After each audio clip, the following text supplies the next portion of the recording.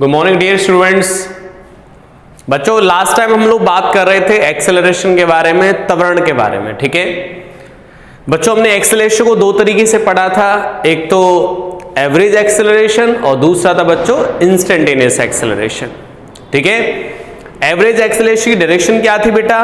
तो हमें बताया गया था कि एवरेज एक्सेलरेशन, औसत त्वरण, इस पे हमने बहुत सारे क्वेश्चंस किए थे। Delta v upon delta t, यानी बच्चों जो a का डायरेक्शन है, औसत त्वरण की दिशा जो है वो किधर है? डेल्टा v के अनुदिश। ये हमने क्वेश्चन किए थे। इसके बाद आया था instantaneous acceleration dv upon dt। इसका क्या मतलब होता है बेटा? इसकी जो डायरेक्शन है वो किधर है? Along v if v increase, opposite to v if v decrease. अगर बेटा स्पीड बढ़ रही है तो त्वरण v के अनुदिश हो जाएगा, v कम कर रही है तो त्वरण इसके विपरीत हो जाएगा, स्पीड के, वेलोसिटी के, ठीक है। अच्छा, तो आज बच्चों हम चर्चा करेंगे, आज जो हमारी चर्चा होगी बेसिकली एक ग्राफिकल चर्चा होगी। कैसी चर्चा होगी? आज हम लोग ग्राफ्स के बारे में स्टडी करेंगे। एक बार मैं चीजों को बेटा रिपीट कर दे रहा हूं। हमने जो जो चीजें स्टडी की है अब तक, सबसे पहले बेटा हमने डिस्प्लेसमेंट, डिस्टेंस के बारे में स्टडी किया। इसके बाद स्पीड एंड वेलोसिटी, इसके बारे में स्टडी किया। और इसके बाद एक्सेलरेशन के बारे में, त्वरण के बारे में। बच्चों आज हम चर्चा करेंगे ग्राफिकल चर्चा, ठीक है। तो चलिए स्टार्ट करते हैं ग्राफिकल चर्चा के बारे में।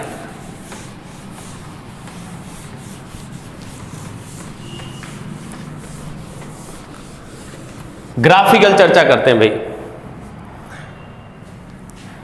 ग्राफिकल चर्चा, ग्राफिकल चर्चा। सर ग्राफ्स की बात करेंगे आज, ग्राफ्स के बारे में सीखेंगे थोड़ा, ठीक है। तो बच्चों हम लोग बिल्कुल स्टार्टिंग से चीजों को लेते हैं। ग्राफ स्टार्टिंग से बताता हूं मैं, ठीक है। बेसिक चीजें हमें क्लियर हो पाएंगी। सबसे पहले हमारा टॉपिक क्या था बच्चों? Displacement and distance. तो हम वहीं से स्टार्ट करते हैं, ठीक है।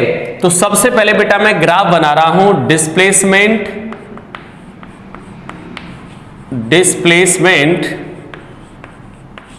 एंड टाइम ग्राफ,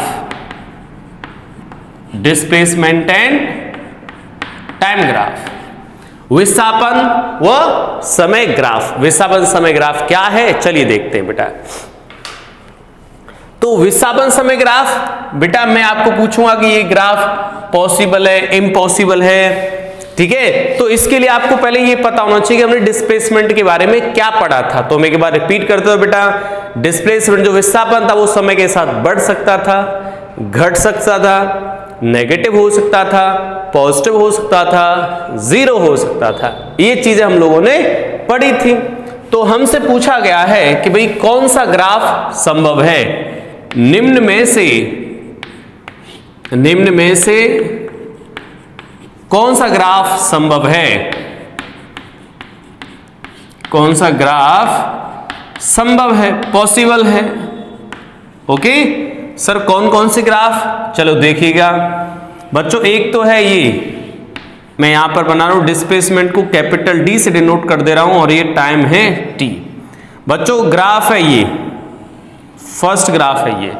हमें बताना है क्या सर ये पॉसिबल है या इम्पॉसिबल है? फर्स्ट ग्राफ ये हो गया।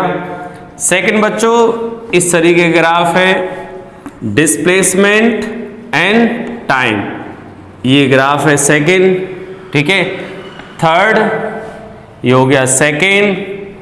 थर्ड है बच्चों इस तरीके से, ये इधर डिस्प्लेसमेंट टाइम। नेक्स्ट ग्राफ जो है वो इस तरीके से है, हम लोग बोल सकते हैं इसको इधर डिस्प्लेसमेंट एंड टाइम, ये फोर्थ ग्राफ। अब हम बात करें यहां पर फिफ्थ ग्राफ की, ये इधर इस तरफ, ये नेक्स्ट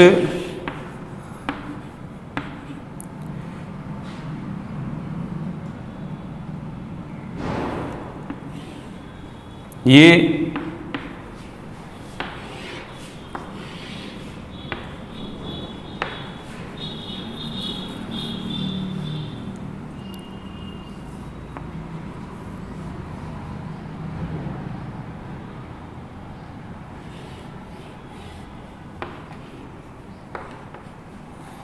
बच्चों ये हमारे सामने विस्थापन समय ग्राफ दिए गए हैं। हमें पूछा है कि इनमें से कौन सा ग्राफ संभव है, कौन सा ग्राफ संभव नहीं है, हमें ये आइडेंटिफाई करना है। चलिए, तो बच्चों ये कैसे आइडेंटिफाई करते हैं, तो इसके लिए हमें पॉइंट पता होने चाहिए। हमारे जो पॉइंट्स हैं वो पता होंगे तो हम लोग इनको आइडेंटिफाई कर पाएंगे अच्छे से। ठीक है, चलिए देखते हैं।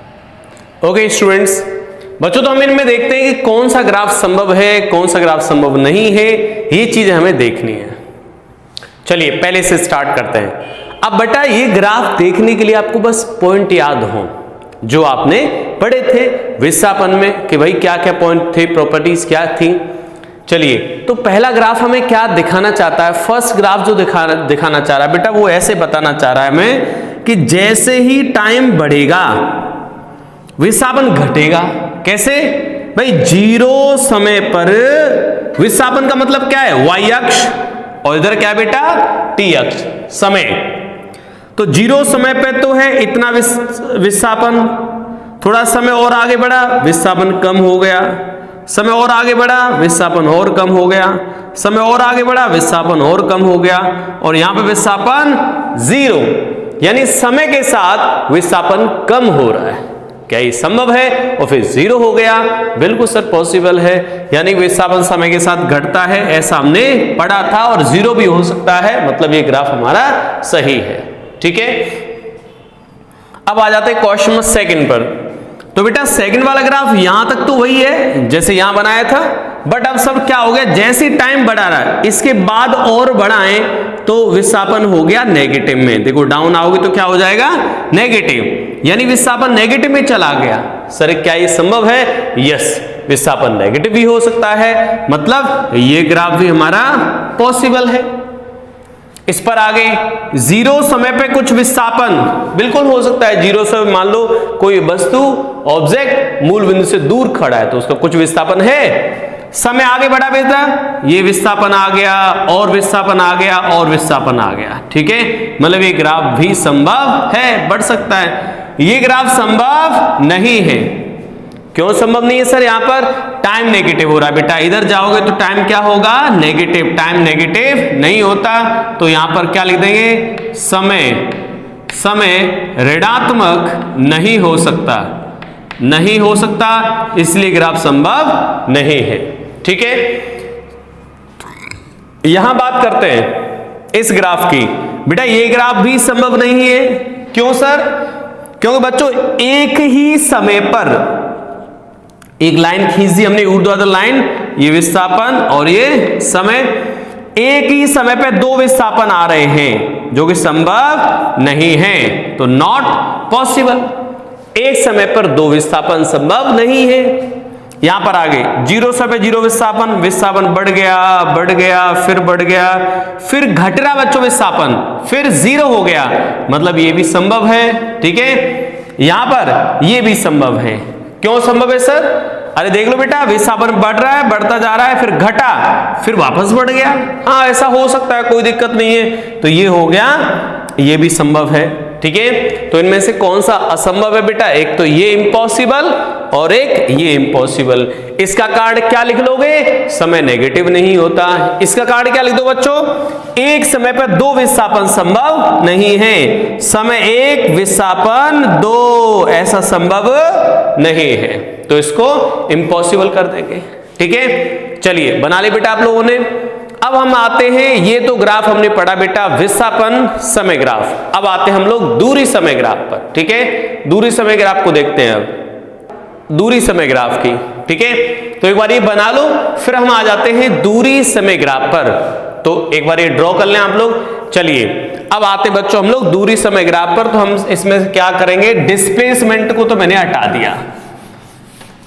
ठीक है, ग्राफ नहीं बदले मैंने, ग्राफ वही रखे, लेकिन अब मैंने क्या कर लिया, इन्हीं ग्राफ्स को बेटा दूरी समय ग्राफ में यूज कर लिया। तुम्हें तो दूसरे डायग्राम बनाने पड़ेंगे।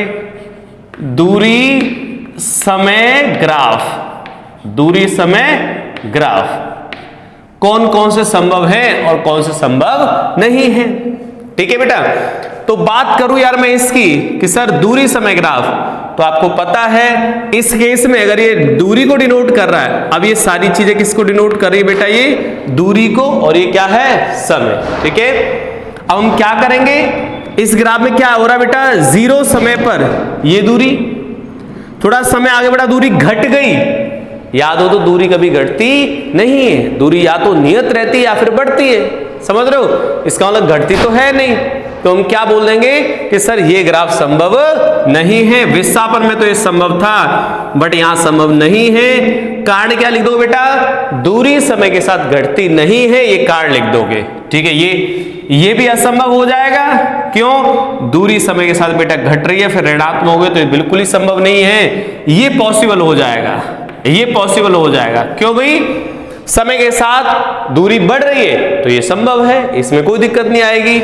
ये तो संभव नहीं है क्योंकि समय नेगेटिव है, समय नेगेटिव नहीं हो सकता। ये भी संभव नहीं बेटा, एक ही टाइम में दो दूरियां पॉसिबल नहीं है। ये भी संभव नहीं है, क्यों, यहां तक तो पॉसिबल हो जाता, दूरी बढ़ती जा रही, लेकिन फिर जैसे ग्राफ इधर गया दूरी घट गई, ये संभव नहीं है। और यहां बेटा पहले इधर फिर इधर, तो ये भी संभव नहीं है, दूरी घट नहीं सकती। दूरी इसमें घट रही है तो ये पॉसिबल नहीं है। ठीक है, तो बना लीजिएगा आप लोग दूरी समय ग्राफ में। ठीक है, तो यही ग्राफ वापस दूरी समय ग्राफ के लिए ड्रॉ कर दें। कौन सा इम्पॉसिबल है कौन सा पॉसिबल है ये मैंने आपको बता दिया। चलिएगा, अब हम बच्चों थोड़ा आगे पहुंचते हैं, थोड़ा आगे चलते हैं। इनके बाद हमारे जीवन काल में बेटा क्या आया था बताओ। इसके बाद हम लोगों ने पढ़ा था डिस्प्लेसमेंट डिस्टेंस के बाद वेलोसिटी एंड स्पीड। उसी सीक्वेंस में हम ग्राफिकल चर्चा भी करेंगे। तो अभी हमने ग्राफ्स किसके देखे थे बेटा, डिस्प्लेसमेंट समय ग्राफ और दूरी समय ग्राफ, ये हमने ग्राफ देखे थे। अब हमारे जीवन काल में कौन आएगा बेटा, velocity and speed time graph. चलिए देखते हैं क्या कॉन्सेप्ट है इनमें। बस हमें बच्चों थ्योरी पॉइंट्स क्लियर हो तो हम आंसर दे पाएंगे। पॉइंट्स कौन से, जो हमने पढ़े हैं, जो कवर किए हैं, वो हमें तैयार होने चाहिए। ठीक है, तो चलिए बच्चों यहां पर हम कौन से ग्राफ की बात कर रहे हैं, speed and velocity, speed and velocity graph, इनकी चर्चा कर रहे हैं। ठीक है, स्पीड एंड वेलोसिटी ग्राफ्स, इनकी बात कर रहे हैं हम लोग। ठीक है, चलिए देखते हैं।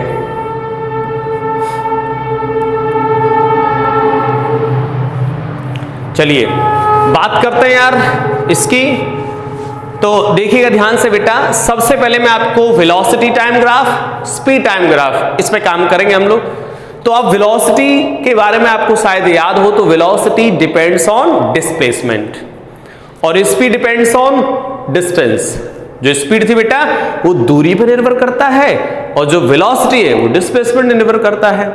तो जो डिस्प्लेसमेंट विस्थापन के पॉइंट्स अभी हमने डिस्कस किए थे वो वेलोसिटी में आ जाएंगे और जो दूरी के जो पॉइंट थे वो स्पीड में आ जाएंगे, एक दो पॉइंट और एक्स्ट्रा हो जाएगा।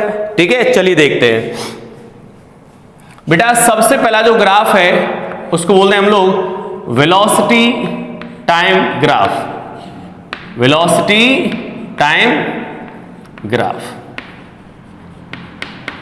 ठीक है, वेलोसिटी टाइम ग्राफ। सर कौन सा time graph, velocity time graph possible है, तो आप खुद देख सकते हैं बेटा। अब विस्थापन वाले पॉइंट से हम इनको डिस्कस कर सकते हैं। v is a velocity, this is time. अब खुद बता सकते हो आप लोग कि सर बाय द वे ये ग्राफ वेलोसिटी टाइम ग्राफ ऐसे है, क्या ये संभव है। दूसरा ग्राफ बना देता हूं मैं यहां पर, ये क्या ये संभव है, वेलोसिटी टाइम ग्राफ, ये v एंड t, क्या ये ग्राफ संभव है। फोर्थ, ये ग्राफ संभव है, velocity time graph. Fifth,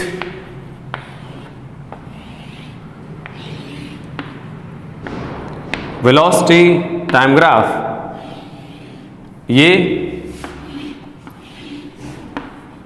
velocity time graph, ये एंड v t इधर इधर इधर। हमें बताना इनमें से कौन से ग्राफ संभव हैं। वही ग्राफ है, वापस मैंने वही ग्राफ ड्रॉ कर दिए, ठीक है। जो क्वेश्चन, जो ग्राफ्स हमने अभी स्टडी किए थे बेटा, उन्हीं ग्राफ्स को मैंने वापस ड्रॉ कर दिया वेलोसिटी टाइम ग्राफ में। अब आपको घबराने की जरूरत नहीं बेटा, वेलोसिटी का दिमाग में किससे दिमाग में याद रखोगे बेटा? डिस्प्लेसमेंट से, विस्थापन से दिमाग में याद रखोगे। वेलोसिटी किससे याद रखोगे?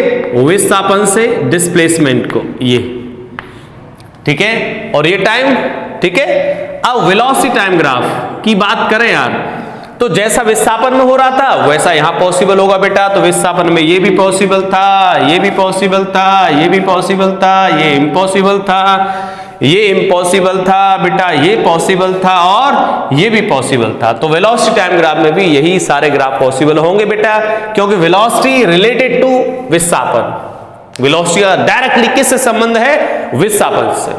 तो जो विस्थापन के साथ हो रहा था वही वेलोसिटी के साथ होगा, तो हम आसानी से ग्राफ्स बता सकते हैं। अब आते हैं बेटा किस पर, चलिए बना लीजिएगा आप लोग। अगर मैं इन्हीं में बात करूं बेटा, वेलोसिटी टाइम ग्राफ की जगह स्पीड टाइम ग्राफ। कौन सा? स्पीड टाइम ग्राफ, चाल समय ग्राफ। क्या होगा देखते हैं। ये यहां पर बात करें, ये स्पीड है बेटा, speed time graph, speed time graph.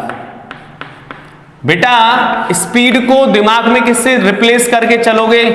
दूरी से। भाई स्पीड का संबंध किससे है? दूरी से, ठीक है। तो उससे जोड़ के चलोगे। तो समय के साथ स्पीड घट रही है, घट सकती है, लेकिन दूरी में ऐसा नहीं होता था। तो 1-2 पॉइंट एक्स्ट्रा यहां पे बेटा, दूरी में जो पॉइंट थे वो स्पीड में भी है, बट स्पीड में 1-2 पॉइंट एक्स्ट्रा है, ठीक है। क्या समय के साथ चाल कम हो सकती है? संभव है, लेकिन दूरी समय ग्राफ होता तो संभव नहीं होता बेटा, क्योंकि दूरी समय के साथ घटती नहीं है, चाल घट सकती है, ठीक है। ये बिल्कुल गलत है। क्यों गलत है सर? क्योंकि बेटा ये स्पीड, इधर स्पीड धनात्मक, इधर स्पीड ऋणात्मक, तो स्पीड कभी ऋणात्मक नहीं होती, क्योंकि दूरी कभी ऋणात्मक नहीं होती बेटा। जब दूरी ऋणात्मक नहीं होती तो चाल भी ऋणात्मक नहीं हो सकती है, ठीक है। ये संभव है, कोई दिक्कत नहीं है। समय ऋणात्मक नहीं हो सकता, ये मतलब नहीं है। यहां पर बेटा बात करें कि सर यहां ये संभव है, क्यों? चाल बढ़ गई, चाल फिर घट गई, घट सकती है चाल, ठीक है। ये भी संभव है, क्यों बच्चों? चाल घट सकती है और बढ़ सकती है, लेकिन दूरी में ऐसा संभव नहीं था, ठीक है। बना लो। चलिए अब अगला कॉन्सेप्ट सिखा रहा हूं बेटा। ये तो हमने ग्राफ्स के बारे में बेसिक बातें की कि सर ये वाले ग्राफ संभव हैं या नहीं हैं। अब बच्चों में इसी से कॉन्सेप्ट सिखा रहा हूं आपको, जो है वेलोसिटी टाइम ग्राफ से स्पीड टाइम ग्राफ कैसे बनाते हैं। वेग समय ग्राफ दिया हो तो उससे हम लोग स्पीड टाइम ग्राफ कैसे ड्रॉ करते हैं।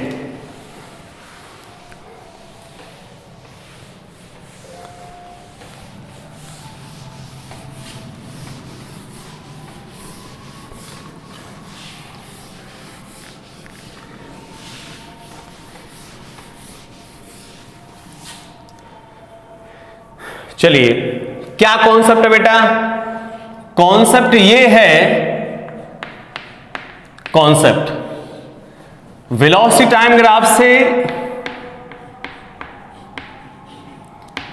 Velocity time graph, velocity time graph से स्पीड टाइम ग्राफ कैसे बनाएं। स्पीड टाइम ग्राफ कैसे ड्रॉ करें, ठीक है। वेलोसिटी टाइम ग्राफ से स्पीड टाइम ग्राफ कैसे ड्रॉ करें बेटा? चलिए इस बात पे, इस कॉन्सेप्ट को हम लोग सीख रहे हैं, तो ध्यान से समझना बेटा क्या कॉन्सेप्ट है ये। चलिए देखते हैं। कॉन्सेप्ट ये बच्चों, वेलोसिटी टाइम ग्राफ की बात करें यार हम लोग, देखिएगा ध्यान से। वेलोसिटी टाइम ग्राफ कैसे सीखेंगे? आपको करना क्या है बेटा, बहुत ही सिंपल सा कॉन्सेप्ट है ये। मान लेते हैं वेलोसिटी टाइम ग्राफ है ये, दिस इज वेलोसिटी मतलब वेग। ये इधर ग्राफ था, कोई भी समय सपोज t0, ठीक, और ये वेग v0, और ये यहां कोई वेग मान लेते हैं सपोज v डैश, नेगेटिव होगा, नेगेटिव में है इस पर्टिकुलर टाइम पर, इस टाइम पर ये वेग है नेगेटिव। अब हमें इसी ग्राफ से ड्रॉ करना बेटा स्पीड टाइम ग्राफ। क्या ड्रॉ करना है? स्पीड चाल समय ग्राफ। कैसे ड्रॉ करें सर? अब तो कैसे ड्रॉ करना बेटा, सुनिएगा ध्यान से, क्या कॉन्सेप्ट लगाना हमें, किस तरीके से ड्रॉ करना है, इसके लिए क्या करोगे देखिए ध्यान से बच्चों। जैसे ये ग्राफ, जब तक ये वेलोसिटी टाइम ग्राफ बेटा धनात्मक में है, मतलब पॉजिटिव में इस तरफ है, तब तक हमें कोई दिक्कत नहीं है। जब वेलोसिटी नेगेटिव होगी तब स्पीड में दिक्कत आएगी, क्योंकि स्पीड तो नेगेटिव हो नहीं सकती, वो तो धनात्मक होती है, तो उधर प्रॉब्लम आएगी। तो कैसे बनाते हैं सुनिएगा ध्यान से बेटा। यहां से यहां तक तो ऐसे ड्रॉ करोगे, यहां से यहां तक तो ऐसे ही ड्रॉ करोगे, ऐसे v0 पॉजिटिव। अब क्या करोगे बेटा, इस अक्ष को एक कांच मान लो, समतल दर्पण मान लो, समतल दर्पण। तो समतल दर्पण में क्या होता है, जो वस्तु इधर है इसकी प्रतिबिंब बना दो इधर, जो बेटा इधर है उसकी प्रतिबिंब बना दो इस तरफ, मतलब एक दर्पण कांच मानकर। तो बेटा ये पोर्शन जो है वो देखो, ये पोर्शन डाउन में है, इसकी इमेज बना दो। तो इमेज बना दो, कैसे बनेगी? इधर, मतलब अगर ये इस तरफ था, अगर मैं आगे बढ़ाऊं इसको, इधर था ये ऐसे,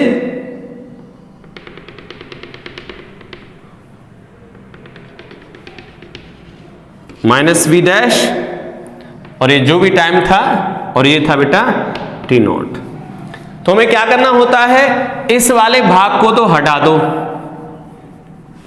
और इस वाले भाग की बेटा ये जो भाग है इसकी जो इमेज है वो इधर, मतलब मिरर इमेज की तरह। मिरर इमेज मतलब ऐसे ड्रॉ कर दो इधर, ठीक है, ये इधर ड्रॉ कर दिया। ये है बेटा स्पीड टाइम ग्राफ, चाल समय ग्राफ। कैसे ड्रॉ करते हैं हम लोग? वेलोसिटी टाइम ग्राफ से, ठीक है। कैसे ड्रॉ किया बच्चों हम लोगों ने? जो नेगेटिव पोर्शन था वेग का उसको पॉजिटिव में ले गए ऐसे, ठीक है, इसको दर्पण मानकर। जैसा ये भाग है बेटा, जितने एंगल पर यहां था, जिस एंगल पर था उसी एंगल पर हमने शिफ्ट कर दिया इसको अपवर्ड, थीटा पर, तो इसको थीटा पे ले गए। तो ये कौन सा कॉन्सेप्ट है बेटा? वेग को स्पीड टाइम ग्राफ में बदलना। जैसे फॉर एग्जांपल मैं यहां पर एक ग्राफ बना के दिखा दे रहा हूं आपको, पहले एक बार नोट कर लीजिए आप लोग इन दोनों को, ठीक है। कैसे करना है बेटा आप लोगों को? जो नेगेटिव वाला भाग है उसको पॉजिटिव में ले जाओगे रिवर्ट करके, इसको दर्पण मानकर इसकी इमेज बना दो इधर। इसकी जो इमेज है बेटा, इसकी जो प्रतिबिंब है इसकी, वो कैसे बनेगी? इस तरीके से, ठीक है। तो हमें क्या कन्वर्ट हो जाएगा? वेग समय ग्राफ चाल समय ग्राफ में कन्वर्ट हो जाएगा, ठीक है। चलिए बच्चों हटा दें इसको। अब इसी पर आधारित अगर मैं आपसे एक ग्राफ आ जाए बनाने के लिए आपके सामने कि भाई ये ग्राफ ड्रॉ करो वेग समय ग्राफ से चाल समय ग्राफ, कैसे ड्रॉ करेंगे देखिएगा ध्यान से बेटा। जो ग्राफिकल सेक्शन है अच्छे से समझना चीजों को, बहुत ही इंपॉर्टेंट चीजें हैं।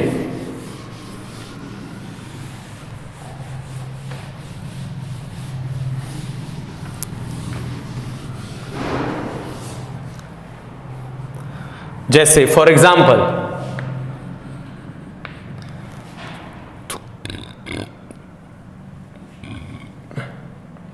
ये आ गया, ये इधर और ये इधर, ये ग्राफ है बेटा ऐसे, ठीक है। वेलोसिटी टाइम ग्राफ है, बोला स्पीड टाइम ग्राफ में ड्रॉ करो, इसको कन्वर्ट करो, कन्वर्ट कर सकते हैं भाई। मैंने क्या बताया था बेटा, ये होगी वेलोसिटी, वेग, और ये क्या है समय। यहां पर क्या है बेटा स्पीड, और समय क्या करोगे बच्चों, इस तरीके से ड्रॉ कर दें इसको, इधर था ये समय। क्या करो बेटा, अब आप इस वाले भाग को तो यहां से हटा दो, हट गया, और क्या करें बेटा, इसको ऊपर ले जाओ। ऊपर ले जाने मतलब इस तरीके से बना दोगे, ठीक है। ये कन्वर्ट हो गया velocity time graph speed time graph में, मतलब नेगेटिव वाले भाग को ऊपर ले जाना है बस। कर पाओगे इतना?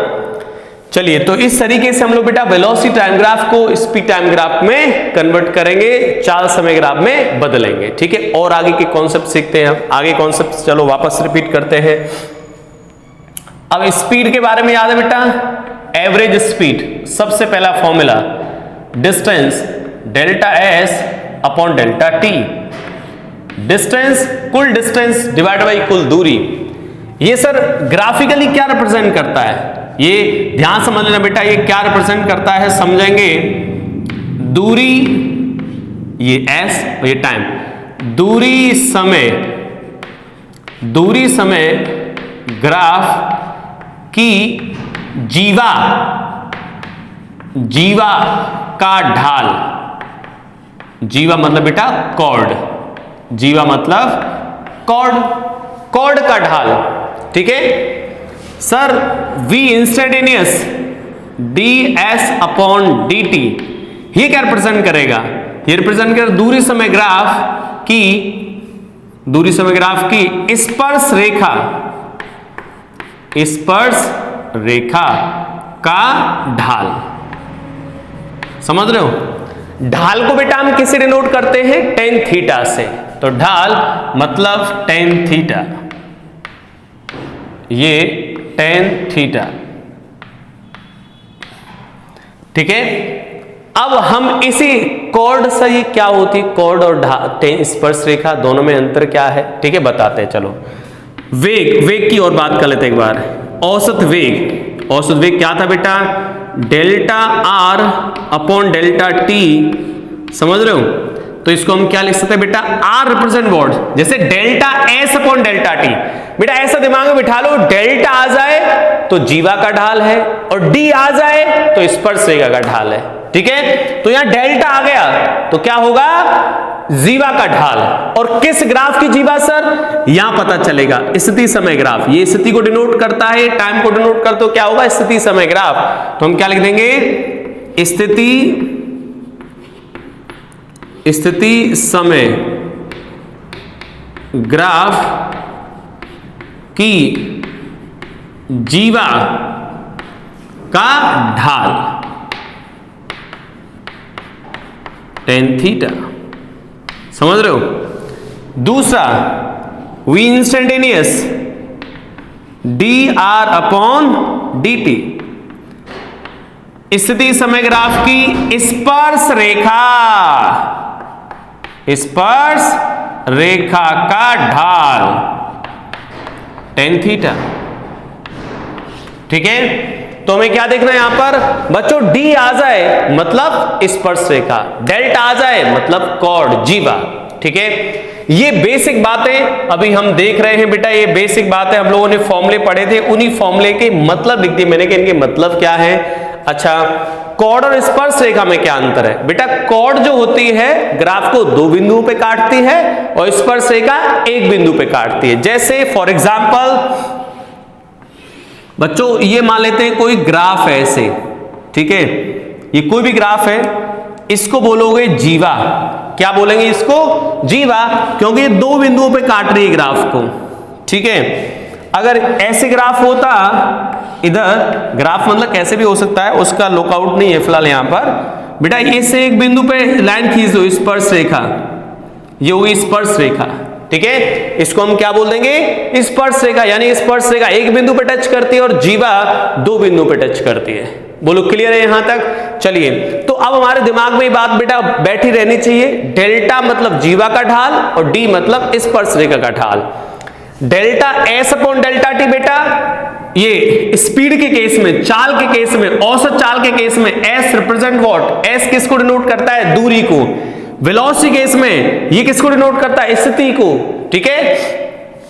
तो हम क्या बोलेंगे बेटा, औसत चाल के केस में दूरी समय ग्राफ की जीवा का ढाल, ताक्षणिक चाल के केस में दूरी समय ग्राफ की स्पर्शरेखा का ढाल, डेल्टा वी औसत वेग के केस में स्थिति समय ग्राफ की जीवा का ढाल, स्थिति समय ग्राफ की स्पर्शरेखा का ढाल। बोलो क्लियर है, यहां तक कर पाएंगे हम लोग इनको। चलिए अब आगे की चीजों को सीखते हैं, आगे रणनीति बनाते हैं, अगला कॉन्सेप्ट सीखते हैं बेटा। इसके बाद नेक्स्ट कॉन्सेप्ट देखिएगा ध्यान से।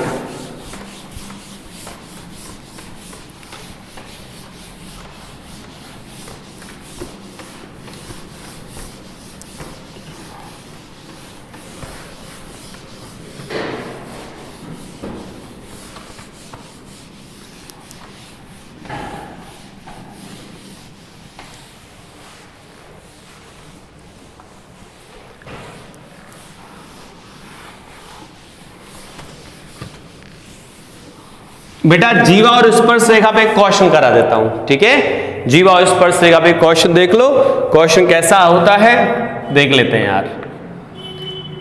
ये हमने बना दिया दूरी समय ग्राफ, ये है बेटा दूरी s और ये है समय t, ठीक है, दूरी और ये समय t। ग्राफ हमने बनाया बेटा ऐसे, इस तरीके से दे रखा है ग्राफ ये, ठीक है। अब बच्चों हमसे ये पूछा जा रहा है एक बिंदु यहां, एक बिंदु यहां और एक बिंदु यहां, ठीक है। एक ही क्वेश्चन कराऊंगा क्योंकि मतलब सिमिलर क्वेश्चन होंगे, बस हमें कॉन्सेप्ट पता होगा तो सारे सिमिलर क्वेश्चन ही बनेंगे ऐसे, ठीक है। चलिए देखिएगा ध्यान से। ओके बच्चों, तो इसमें क्वेश्चन देखेंगे कि सर ये मैंने कोई समय ले लिया, यहां पर ये समय 2 सेकंड है, ये 4 सेकंड है बेटा, और यहां पर जो है समय ले लिया हम लोगों ने 6 सेकंड समय। बेटा ये जो दूरी है 2 मीटर, 4 मीटर, और इसको थोड़ा एक्सेस को बढ़ाना पड़ेगा हमें, इधर दूरी, ठीक है, ये दूरी है,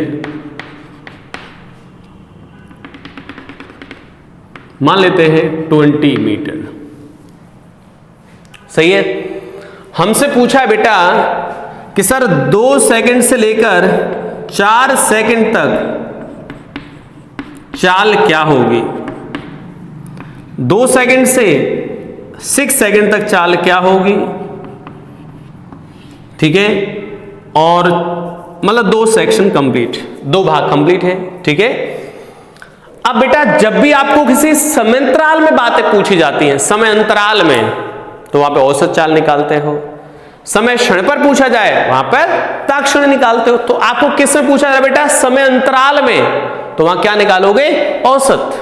क्या निकाले वहां पे, औसत। और औसत निकालने का तरीका, अभी औसत चाल के लिए हमने क्या पढ़ा बेटा, delta S upon delta T, और delta S upon delta T क्या रिप्रेजेंट करेगा बेटा, दूरी समय ग्राफ की जीवा का ढाल, दूरी समय ग्राफ की जीवा, जीवा का ढाल। बेटा डेल्टा आते ही जीवा, सर ये जीवा ड्रॉ कैसे करते हैं सुनिएगा ध्यान से।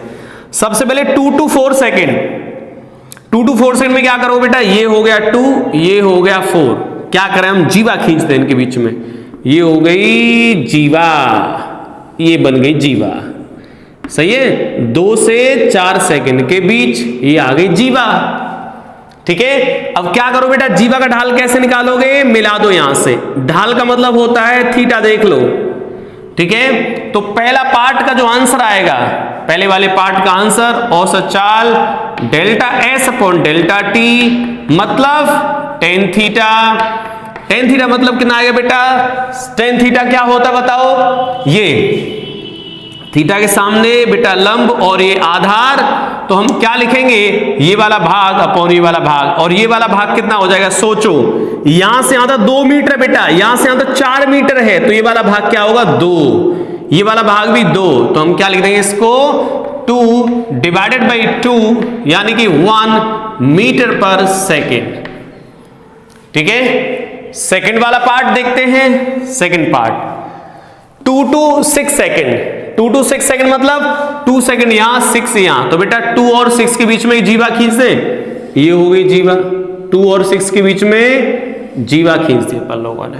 ठीक है, और इसको थोड़ा एक्सटेंड करते हैं आगे, और ये हो गया इधर,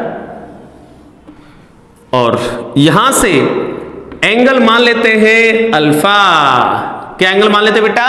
अल्फा। तो अब ढाल कैसे निकालोगे बच्चों? औसत delta S upon delta T, क्या लिख दोगे? टेन थीटा, क्या हो जाए, सॉरी टेन थीटा क्या अल्फा लिख दें अब तो, दिस इज अल्फा, क्या हो जाएगा this side upon this side. ठीक है, कितना हो जाएगा ये? देखो 20 था यहां तक 2 है, तो ये कितना आ गया 18 डिवाइडेड बाई यहां तक का टाइम, यहां से यहां बेटा इंटरवल कितना आ जाएगा? इंटरवल 2 to 6 कितना टाइम आएगा? 4 सेकेंड। कितना आया? 9/2 मीटर पर सेकेंड। ये आ जाएगा बेटा औसत चाल।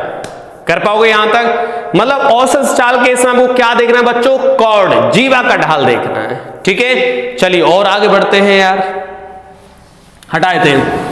अब मैं बेटा ऐसे क्वेश्चंस, जीवा के ढाल के बहुत सारे क्वेश्चंस आपको मिल सकते हैं, तो उनमें प्रोसेस यही रहेगा, मैंने आपको ये बता दिया है। ठीक है, चलिए अब आगे देखते हैं थोड़ा और।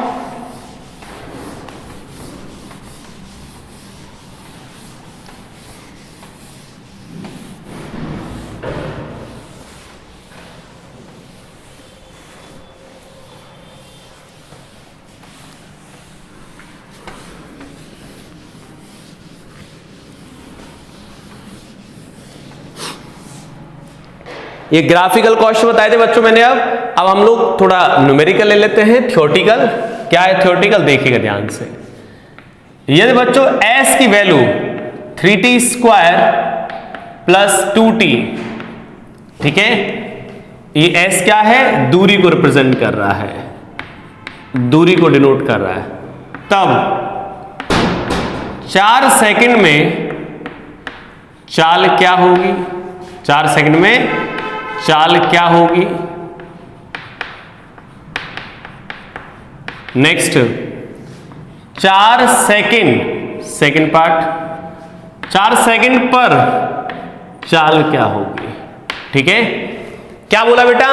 4 सेकंड में चाल क्या होगी और 4 सेकंड पर चाल क्या होगी? तो आप समझ गए होंगे, पहले वाले पार्ट में बेटा समयांतराल दिया गया है, तो वहां क्या निकालोगे? औसत।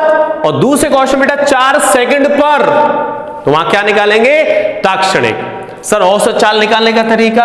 औसत चाल निकालने का तरीका बेटा फर्स्ट पार्ट समझ आ गया। औसत चाल निकालने का तरीका delta S upon delta T, delta S upon delta T. Okay, अब डेल्टा एस कैसे फाइंड करें देख लेते हैं यार। s की वैल्यू कितनी बच्चों? 3t² plus 2t। अब हमें ये बोल रहा है 4 सेकंड में, तो 4 सेकंड में का मतलब बेटा 0 से 4 सेकंड तक। जैसे 10 सेकंड में पूछ लेता तो 0 से 10 सेकंड में, 12 सेकंड पूछ लेता 0 से 12 सेकंड में, तो यहां पे पूछा हमें 4 सेकंड में, तो क्या कर लो बेटा 0 से 4 सेकंड में। तो हम क्या करेंगे कि सर जब टाइम 0 था, at t is equal to 0, s की वैल्यू क्या होगी बेटा? जब टाइम 0 0 0, अरे यहां 0 पुटअप करो, 0 0 0 हो जाएगा, तो ये 0 हो गया। t is equal to 4 second, s की वैल्यू क्या आएगी? 3 इंटू 4 का होल स्क्वायर 2 इंटू 4, ये 3 इंटू ये कितना हो जाएगा? 16 प्लस 8, ये कितना हुआ? और ये 56। ये आगे बेटा कहां? 0 से 4 सेकंड में दूरी कितनी तय हुई? तो हम क्या लिख देंगे बेटा 0 से 4 में? तो 56 माइनस 0 अपॉन समय अंतराल 4 कितना हो जाएगा? 1 और यहाँ 4 कितना हो जाएगा 4 मीटर पर सेकेंड। ये क्या दे बेटा औसत चाल। सर ताक्षणिक चाल ds/dt, ताक्षणिक चाल निकाल दे भाई। ये पहचाना तो आपको आना चाहिए, d आ गया तो ये ताक्षणिक है बेटा, और स्लोप के टर्म में देखें तो स्पर्शक का ढाल है, ये जीवा का ढाल है, तो ds/dt कर दें डिफरेंशिएशन, कर दें अवकलन, कितना आएगा बेटा अवकलन कर दो बच्चों, 2 को सामने ले जाएंगे तो 6t प्लस 2 हो जाएगा अवकलन v इंस्टेंटेनियस 6 इंटू कितना टाइम 4 सेकंड पर, तो बच्चों जहां जहां टाइम दिख रहा वहां 4 पुटअप कर दो, कितना आ गया ये 26 मीटर पर सेकंड, ये हो जाएगा। ठीक है 26 मीटर पर सेकंड, ये क्या आ गया बेटा ताक्षणिक चाल, और ये आ गई औसत चाल। बोलो क्लियर है यहां तक। इस तरीके से हम लोग फाइंड करेंगे। ठीक है तो मैंने ग्राफ से भी बता दिया, और इस तरीके से हम लोग कैसे करते हैं सर इससे भी बता दिया। चलिए आगे और देखते हैं भाई, अभी तो काम तो करना पड़ेगा आगे भाई। चलिए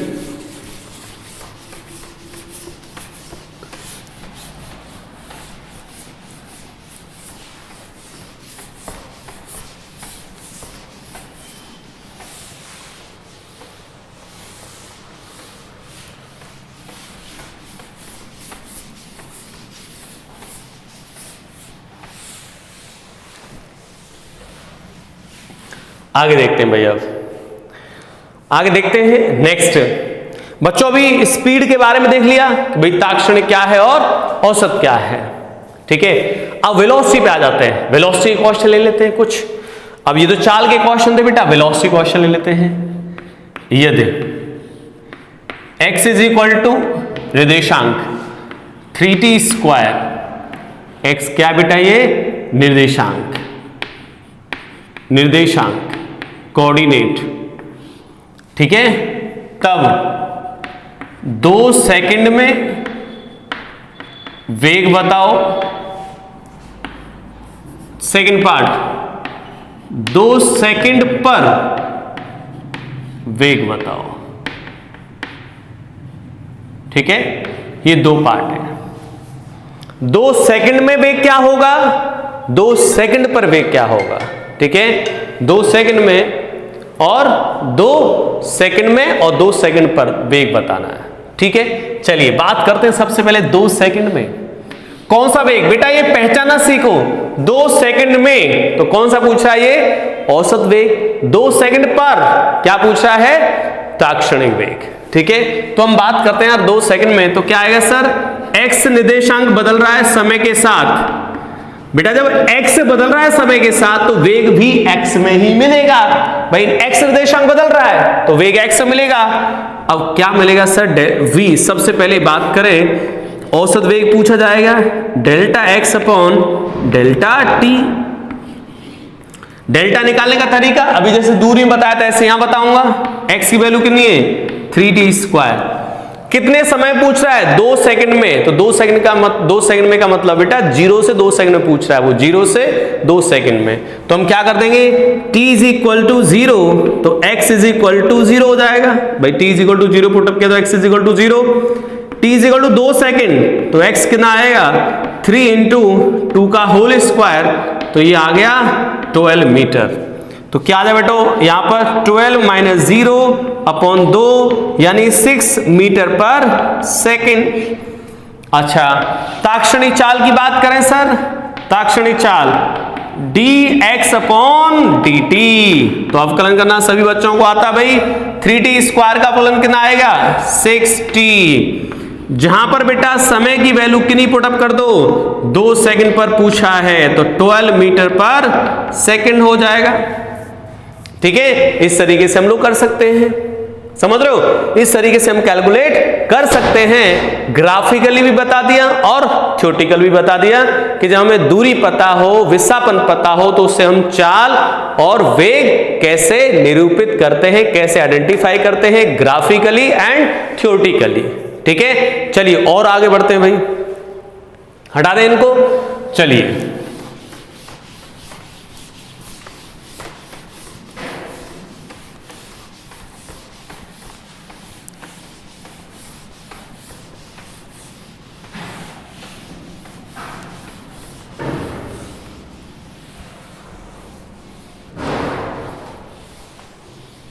अब बेटा हम थोड़ी सी रिवर्स स्टडी करते हैं, रिवर्स स्टडी। तो क्या लिख देंगे? Reverse study. क्या आएगा नेक्स्ट? Reverse, reverse study.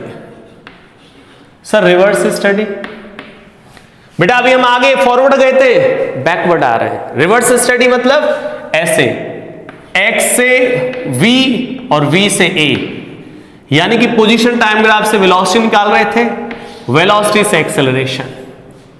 ठीक है, जब बच्चों इधर जाते हो आप लोग, इधर यहां जाओगे, क्या करना पड़ेगा? यहां से यहां जाएंगे बेटा, x से v निकालना है, मतलब x दे रखा है, v निकालना है, अवकलन करना पड़ता है, डिफरेंशिएशन, 1 टाइम्स डिफरेंशिएशन, या फिर स्लोप से काम चलता है। अरे भाई अभी तो बताया, यहां पर 1 टाइम्स डिफरेंशिएशन या फिर स्लोप से काम चलेगा, ढाल से। ठीक है, वीटी ग्राफ का ढाल a देगा, एक्सटी ग्राफ का ढाल b। और समझाया ये क्या है? 2 टाइम्स डिफरेंशिएशन, यहां से यहां डायरेक्टली आ गए, 2 टाइम्स डिफरेंशिएशन, 2 बार डिफरेंशिएट करो तो यहां पर पहुंच जाओगे। ठीक है, अरे वही तो तरीका, x से v निकालो, v से फिर a निकालो, या यहां से यहां तो डबल 2 बार अवकलन कर दो तो यहां पहुंच जाओगे। ये तो फॉरवर्ड स्टडी थी। ये क्या थी बेटा? Forward study. ठीक है, यहां पे हमें अवकलन की जरूरत पड़ रही थी। अब हम रिवर्स स्टडी सीखेंगे, x से v, v से a। अब हम क्या करेंगे बच्चों? a से आएंगे v पर और v से आएंगे x पर, फिर आ जाएंगे हम लोग a से डायरेक्टली x पर। ठीक है, तो अगर a से v आना है तो हमें रिवर्स प्रोसेस बेटा करना पड़ता है, integration, 1 times integration, 1 times integration, और ये 2 टाइम्स इंटीग्रेशन सिलेबस में नहीं, तो उसकी जरूरत नहीं है। तो हम लोग 1 टाइम्स इंटीग्रेशन करके, 1 टाइम्स इंटीग्रेशन करके a से v फाइंड करेंगे, v से x फाइंड करेंगे, तो इसको बोलेंगे हम लोग रिवर्स स्टडी। Reverse study. अभी हम लोग फॉरवर्ड डायरेक्शन में जा रहे थे बेटा, अब हम रिवर्स डायरेक्शन में आएंगे, a से v, v से x। अब दिमाग में ये चीज घोट लो बेटा, यही हमारा जो चैप्टर 1 डायमेंशन मोशन, उसमें यही चीज यूज होती रहेंगी। कभी तो इधर से इधर क्वेश्चन पूछा जाएगा, कभी इधर से इधर पूछा जाएगा। बच्चा पहचान नहीं पाता कि मुझे कौन से आंसर देना है, कैसे क्वेश्चन निकालना है। तो आपको ये देखना है बस कि ऑर्डर क्या कह रहा है। फॉरवर्ड स्टडी कह रहा है तो अवकलन या ढाल, इंटीग्रेशन को बोलते बेटा एरिया भी बोल दोगे इसको, अभी बताएंगे एरिया। इंटीग्रेशन मतलब एरिया से भी काम चलेगा। इधर जाओगे तो ढलान से काम चलेगा, स्लोप से, और इधर आएंगे तो एरिया से काम चलेगा या इंटीग्रेशन से काम चलेगा। किस केस में? रिवर्स स्टडी के केस में। ठीक है बच्चों, अब मैं आपसे यहां से स्टार्ट करते हैं। ए से हम किसकी कैलकुलेशन सीखेंगे? ए से वी की कैलकुलेशन। तो डेफिनेशन पे चलते हैं, ए से वी पर पहुंचेंगे हम लोग। ये बेटा 2 टाइप की स्टडी है, 2 टाइप के जो की कॉन्सेप्ट्स हैं, एक फॉरवर्ड स्टडी और दूसरा बैकवर्ड स्टडी। फॉरवर्ड स्टडी में अवकलन से काम चलेगा या ढलान से काम चलेगा, रिवर्स स्टडी में इंटीग्रेशन से काम चलेगा या एरिया से काम चलेगा। तो हम बात करते हैं बेटा, सबसे पहले ए से वी पर आएंगे। तो यानी कि हम लोग फर्स्ट ऑफ ऑल कौन सा कॉन्सेप्ट सीख रहे हैं? कॉन्सेप्ट सीख रहे हैं बच्चों हम लोग ए से। रिवर्स स्टडी स्टार्ट कर रहे हैं हम लोग। अब reverse study A to V, A से कहां जा रहे हैं? वी पर जा रहे हैं। तो पहले हमें ए की डेफिनेशन याद होनी चाहिए। बेसिक कॉन्सेप्ट क्या है एक्सेलरेशन का? तो बेसिक कॉन्सेप्ट क्या है बेटा एक्सेलरेशन का? Acceleration a is equal to dv upon dt, याद है? और इसमें ए किसको रिप्रेजेंट करता है? ये ताक्षणिक त्वरण को, ताक्षणिक त्वरण, सही है? ताक्षणिक त्वरण, ठीक है। और v represent what? V represent करता है वेग को। चलिए देखते हैं, ठीक है। तो वी डिनोट करेगा बेटा वेग को। अब हम क्या कर ले बच्चों, इसको डायरेक्शन को चेंज कर देते हैं। डायरेक्शन चेंज कर लेते हैं। यहां से क्या आएगा? dv is equal to a dt। भाई इसको उधर ले गए, a dt, दोनों तरफ लगा दिया बेटा इंटीग्रेशन। 0 समय पर प्रारंभिक वेग या किसी भी समय पर हो सकता है, t टाइम पर अंतिम वेग। अवकलन करोगे बेटा v आ जाएगा और अब लिमिट लगा दोगे फाइनल माइनस इनिशियल, ये हो गया। और यहां क्या आ जाए बेटा? a into D T. ठीक है, तो बच्चों a dt का मतलब क्या होता है सर? हमारे दिमाग में a dt क्या होगा? a dt रिप्रेजेंट करता है बेटा, a मतलब त्वरण, a का मतलब क्या है? त्वरण, और dt मतलब समय। तो त्वरण dt, त्वरण समय ग्राफ का क्षेत्रफल, ग्राफ का क्षेत्रफल। ठीक है, ठीक है बच्चों, तो यहां पर क्या आया?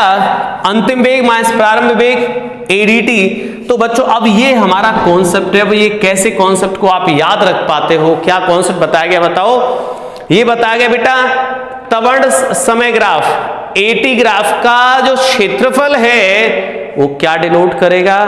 चेंज इन वेलोसिटी, वेग में परिवर्तन। वेग नहीं, वेग में परिवर्तन। बहुत ध्यान से बच्चे यहां पे गलतियां कर देते हैं कि सर AT से A से V निकाल देते हैं। V नहीं निकल रहा है, V में परिवर्तन निकल रहा है, डेल्टा V, V में परिवर्तन। क्लियर है यहां तक? तो बच्चों जैसे हमें ग्राफ दिखेगा, देखो यहां से अब हमें रिवर्स जो स्टडी उस पर क्या करना है बच्चों? AT ग्राफ का क्षेत्रफल क्या दे रहा है? Change in velocity. AT graph से हम वेग में परिवर्तन निकालते हैं, यानी A से V पर आ सकते हैं, मतलब AT ग्राफ से V में परिवर्तन कैलकुलेट करेंगे। ठीक है, तो ग्राफ का एरिया निकालोगे बेटा। सर एरिया कैसे? बच्चों ये एरिया को रिप्रेजेंट करने का सिंबल है, एरिया को रिप्रेजेंट करता है। जैसे y इंटू डी एक्स होता तो ये होता y x ग्राफ का क्षेत्रफल। यहां पर बेटा ADT, तो AT ग्राफ का क्षेत्रफल। ठीक है, चलिए तो बच्चों इसका एक एग्जाम्पल और लेता हूं यार। चलिए एग्जाम्पल मैं अब नेक्स्ट टाइम लूंगा। ठीक है, अब आपको क्या ध्यान रखना